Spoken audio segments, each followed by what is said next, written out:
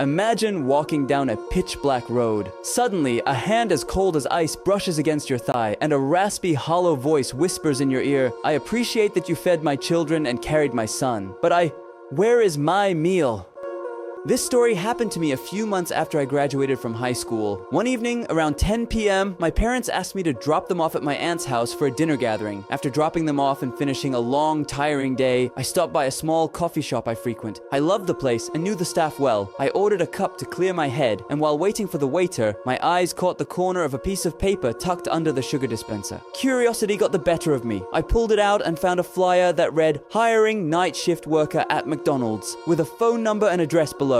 The strange thing was that everything was handwritten, and the paper was so old and yellowed it was literally crumbling in my hands. I thought, instead of wasting my time hanging out, why not apply? I might get accepted and start working instead of just sitting at home. The waiter arrived with my coffee, saw my excitement, and said, "Share the good news with us." I handed him the paper. As he read it, his expression shifted. I asked, "What's wrong? Is everything okay?" He replied, "No, it's nothing, but whoever works at that branch needs to have a heart of stone." I brushed it off as unnecessary drama. I took out my phone, excitedly saved the number, and texted, "Hello, what documents do you need and when can I start?" He replied instantly, "Tonight if you'd like. Here is the location." I felt a bit unsettled. What kind of job is this urgent without even an interview? I checked the GPS and realized the branch was far outside the city, on a highway. The distance was insane, which explained why they were so desperate for staff. No sane person would work there, but I've always been a bit of a risk taker, and I was used to long drives. I paid the bill and headed out. It took me about an hour and 15 minutes to get there. I arrived at 11:30 p.m. and was shocked by the location. It was eerie and desolate. Just a few flickering streetlights, an out-of-service gas station, and a McDonald's tucked in the corner. I parked near a few other cars, likely the staff's. Inside, it was dead silent until I heard, "Welcome, glad you could make it?" It jumped me. A woman in her 40s stepped out from behind the counter. Her name tag read Jawahir. She said, "I'm Jawahir, the branch manager. You must be Saad?"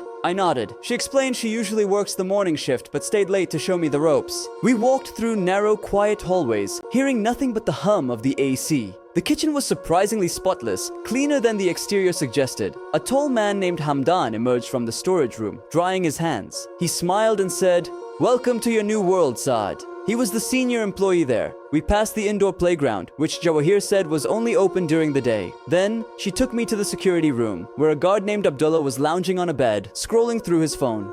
"This is Abdullah," she said. "He's on the night shift with you. If you need anything, he's your guy." Finally, we went to her office. She registered my info, handed me the uniform, and told me she wouldn't be seeing me again as she'd be gone before I started the next day. As I left her office, I met a girl named Shuk. She whispered, "Has anyone told you what happens here during the night shift?" My heart sank. She continued, "The manager keeps it a secret because she needs staff. But for your safety, there are 4 rules for the graveyard shift. 2 you must not do, and 2 you must. Rule 1. At 1 a.m. sharp, close the drive-through window and do not open it until 2 a.m., no matter who knocks. Rule 2. If you hear children playing in the playground, do not go check. Ignore it. Rule 3, must do. Every night after 3 a.m., a customer will arrive on foot and knock on the window. Just hand them a meal and close the window immediately. Do not look at their face. Rule 4. Before you leave, gather all the leftover food in a bag and leave it by the dumpster for the cats." I drove home, questioning her sanity. Was she serious or just messing with the new guy? My first night started. There were 5 of us. Abdullah, security,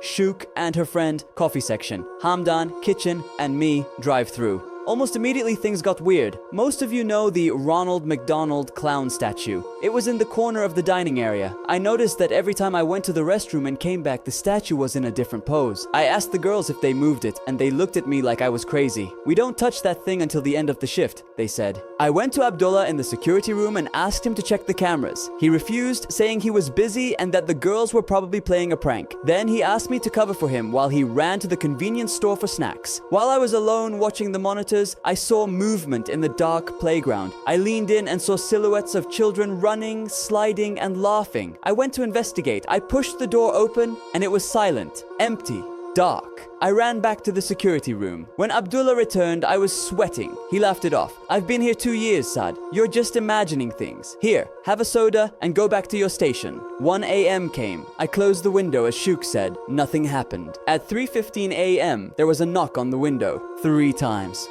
My heart was pounding. A coworker handed me a meal to give out, but I was too terrified to open the window. I hid the meal under the counter. The knocking continued, and I could see a shadow through the glass. At the end of the shift, to avoid getting caught, I stuffed the meal into my backpack. Imagine, guys, the meal is still in my bag. Before I tell you what happened next with Saad and the cats, comment down below. What do you think would have happened if he looked the customer in the eye? Don't forget to like the video. As I left, I remembered the last rule. Shuk had already left a bag of scraps by the exit. I took it to the dumpster. Dozens of black cats emerged from the shadows. Hideous, mangled-looking creatures. As I opened the bag, a foul smell hit me. I looked behind the dumpster and saw a pack of stray dogs. They all ran away except for one, a dark brown dog wounded and shivering in the cold. I felt bad for it. I tried to feed it, but it wouldn't eat. I decided to take it to a vet. I tied a rope around its neck, but it wouldn't move. I grabbed a thin wooden stick from my car and lightly tapped it to get it moving. It finally followed. The drive was long. Halfway there, I saw an old man waving for a ride. He looked fragile, leaning on a cane, wearing a white robe. I pulled over. "Need a lift, uncle?" I asked. In a raspy, terrifying voice, he said, "Yes, just drop me off at the city entrance." He sat next to me. He looked horrific. His eyes were bloodshot and bulging. Suddenly, he placed a hand as cold as ice on my thigh and growled, "Look, boy, I appreciate that you fed my children and carried my son, but where is my meal?" Suddenly, everything vanished. It felt like a waking nightmare. I don't know how fast I was going, but I sped home in a panic. Before even stepping out of the car, I messaged Jawahir. "Consider this my resignation. Find someone else." Part 2, The Mountain Beast. In a village of 1,000 people, life was simple, but rumors spread about a creature living on the mountain. One night, a shepherd named Haza heard a sound in his stable. He took his lantern and saw a massive beast decapitating a cow with its bare hands. The village went into lockdown. People stayed inside after sunset. Then, the tragedy hit. A boy went missing. All they found was his bike at the foot of the mountain and a trail of blood leading up. The creature disappeared for a while, but the village elder warned, "He isn't dead. He's just sick because his body isn't used to human flesh. He will return and he will be hungrier."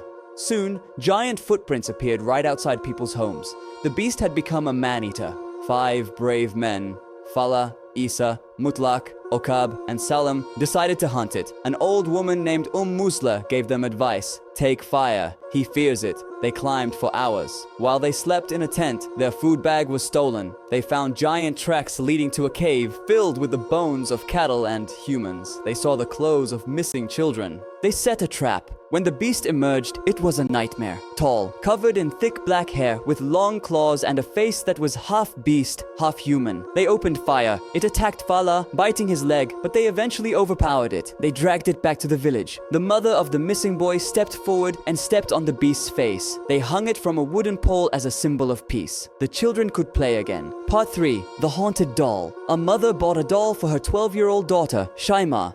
The girl became obsessed, treating it like a sister. One day, Shaima told her mother, "The doll wants me to change her name to Shaima." The mother laughed it off, but things got dark. One night, the parents heard Shaima talking in her room, but there was another voice, deep, raspy, and adult, answering her. The doctor said it was just a child's imagination, but the mother wasn't convinced. She locked the doll in the basement. Shaima's face turned cold, and she growled in a deep voice, "If you don't bring Shaima back, you'll regret it." Poltergeist activity began. Items disappeared, car windows were smashed, and plates flew off shelves. They moved to a new house, leaving the doll behind. But Shaima grew pale and sick, as if her life force was draining. Meanwhile, a new family moved into the old house. They found the doll in the basement and threw it into a bonfire. At that exact moment, miles away, Shaima woke up as if from a long dream. Her color returned. She was healed. The mother, however, never looked at a doll the same way again. This was our story for today. If you made it this far, you are a legend. Tell me which story creeped you out the most, and don't forget to like and subscribe. Good night, and stay safe.